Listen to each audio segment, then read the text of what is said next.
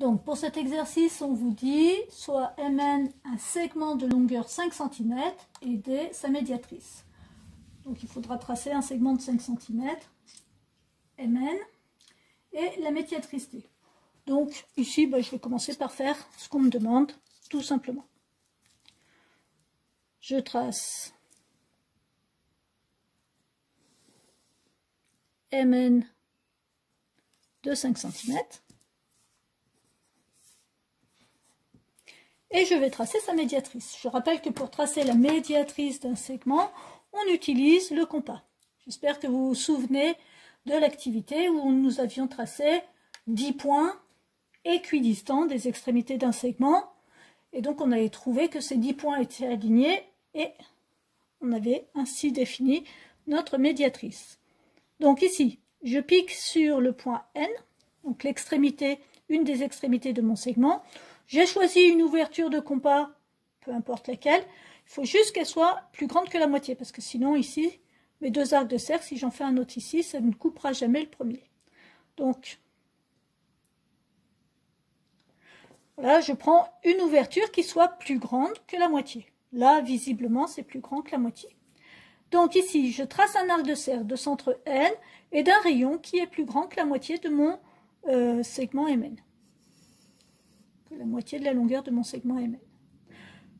Je pique maintenant sur le point N et je vais tracer un arc de cercle de centre M et de rayon.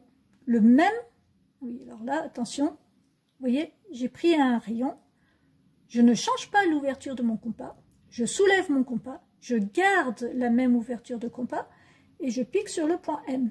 Ce qui fait que les deux arcs de cercle que je vais tracer, donc je trace un arc de cercle qui coupe le précédent, et ils ont exactement le même rayon. Je n'ai rien changé. J'ai obtenu un premier point équidistant de M et de N. Et je recommence de l'autre côté. Je pique sur le point N, je trace un arc de cercle, je garde la même ouverture de compas, je soulève mon compas, je pique sur M, et je trace un autre arc de cercle qui coupe le précédent. Et je n'ai pas changé l'ouverture de mon compas. Voilà. J'ai obtenu deux points équidistants de M et de N. J'ai plus qu'à tracer la droite qui passe par ces deux points. Je vous rappelle aussi, au passage, qu'il suffit de connaître deux points pour pouvoir tracer une droite. Si je connais qu'un seul point, vous voyez ici, je vais pouvoir tracer une infinité de droites qui passent par le point. Maintenant, j'arrive ici. Ah, je ne peux plus bouger ma règle. C'est fini. Elle est fixée. Je peux tracer. Donc, je trace.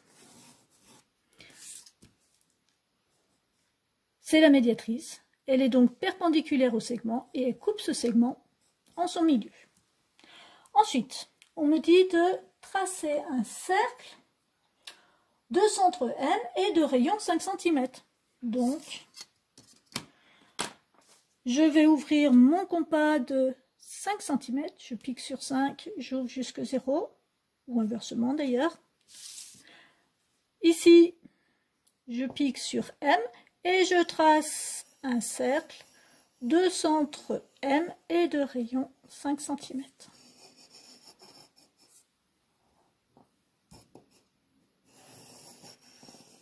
Et voici. Ensuite, on nous dit le cercle coupe la droite D en S et T. Voici mon point S, voici mon point T. J'aurais très bien pu choisir T en haut et S en bas. Peu importe, de toute façon, ça ne change rien. On demande de tracer le quadrilatère obtenu.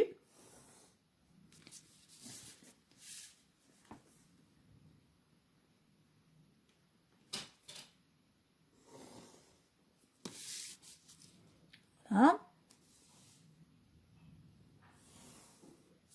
Et on vous demande quelle est la nature de ce quadrilatère. Alors a priori comme ça, on dirait que ça ressemble à un losange. Donc MSNT semble être un losange.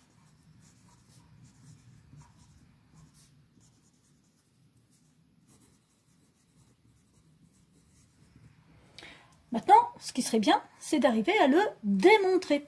Alors, qu'est-ce qu'on sait au départ? On sait d'abord que S et T appartiennent à la médiatrice de Mn.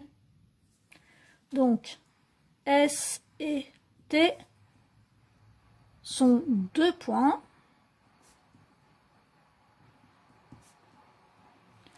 de la médiatrice du segment Mn. Or, tout point de la médiatrice est équidistant des extrémités du segment. Or, tout point de la médiatrice d'un segment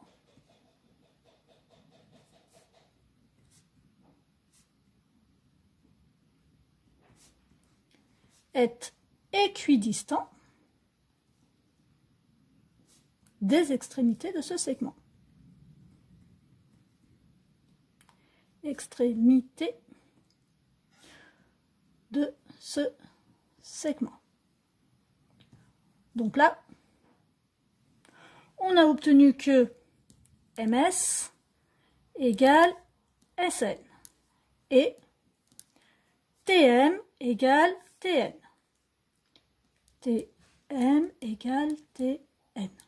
Bon, ça c'est une première chose.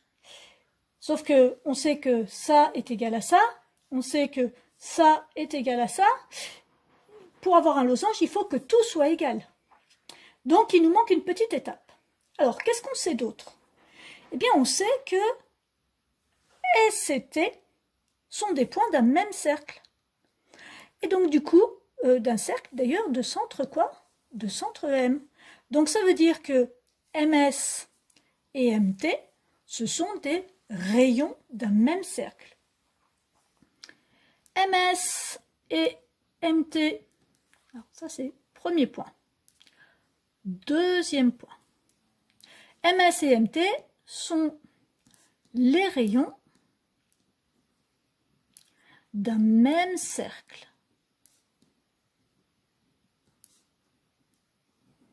Et qu'est-ce qu'on sait des rayons d'un même cercle?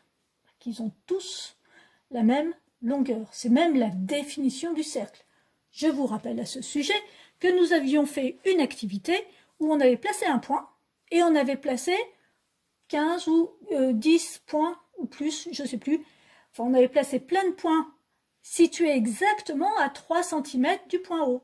Et qu'est-ce qu'on avait obtenu? Justement, le cercle. Donc, ici, si MS et MT sont les rayons d'un même cercle, eh bien ça veut dire que MS égale MT. Et là, ça y est, nous avons tout. Alors, finalement, qu'est-ce qu'on a obtenu? Finalement, alors, je vais réécrire mon MS égale MT. MS égale MT. Ça, c'est ce que j'ai obtenu ici. J'ai le droit de l'écrire. J'ai obtenu MS égale MT. MS égale MT. Mais, qu'est-ce que j'ai obtenu d'autre? J'ai obtenu MS égale SN. Donc ici, je vais pouvoir écrire MS égale SN. Et donc ici, hop, j'ai aussi SN. Mais qu'est-ce que j'ai encore au même niveau? Ici, j'avais TM égale TN. TM, c'est la même chose que MT. TM ou MT, c'est la même longueur, hein, on est bien d'accord. Donc ici, hop, je vais aussi retrouver cette égalité. MT égale TN. Et du coup, regardez bien, SN égale MS, qui est lui-même égal à MT, qui est lui-même égal à TN. Et on a bien un quadrilatère où les quatre côtés ont la même longueur. Donc ici, les quatre côtés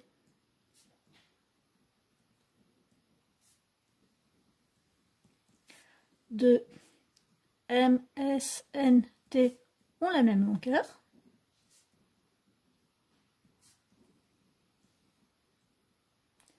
Et ça, c'est bien un losange. Donc, MSNT est un losange. Voilà. C'est un exercice difficile, mais on peut quand même, on a tous les éléments pour pouvoir rédiger correctement d'ores et déjà.